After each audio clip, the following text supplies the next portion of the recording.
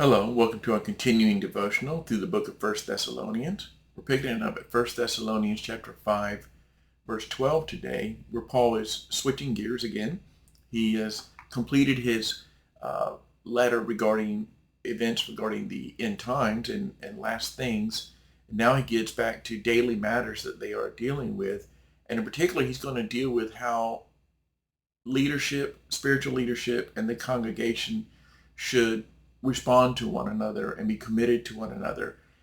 We're not sure, but it seems likely by the fact that Paul wrote this, that there was some kind of friction between the spiritual leadership and those who were under their leadership. We don't have any details. I don't want to engage in conjecture.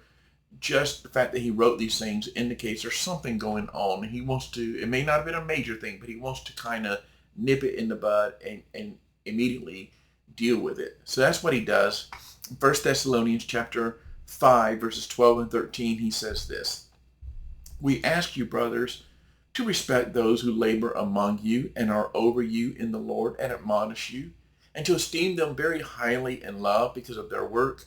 Be at peace among yourselves." So there are three instructions for the congregation in regard to spiritual leaders, but there's also three instructions implied for the spiritual leaders themselves. So let's talk first of all about what he says to those who are in the congregation.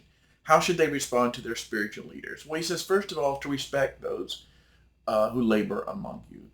Recognize their contribution, acknowledge their efforts and their value. Don't overlook them. Don't just treat them as unimportant. In fact, he goes on to say, secondly, not only to respect them, but to esteem them very highly. Now, don't misunderstand what's being said here.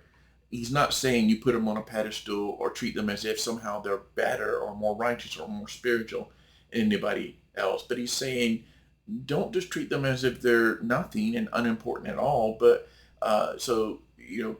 understand that God is using them for your benefit. So instead of attacking the spiritual leadership or demeaning the spiritual leadership or undermining spiritual leadership, it should be esteemed. This is a biblical teaching. And third, he teaches that they should love. He says, esteem them very highly, verse 13, in love because of their work. Spiritual leadership and those under spiritual leadership works differently than like leadership in the world. In the world, a person's an authority. Maybe they're an authority they manage a store. They're the manager. And that whole role is based on that authority. And people respond because they're my boss. They could give me a raise or they could fire me. But that's not how it works in spiritual leadership. In spiritual leadership, everything's relational. So spiritual leaders lead not by saying, well, I'm the one in charge, do what I say, but they lead because there's a relationship of trust and love. And that's what he's asking for here. He's saying, listen, leaders and congregations should respect and love and support one another. And it's that mutual love that enables it to work.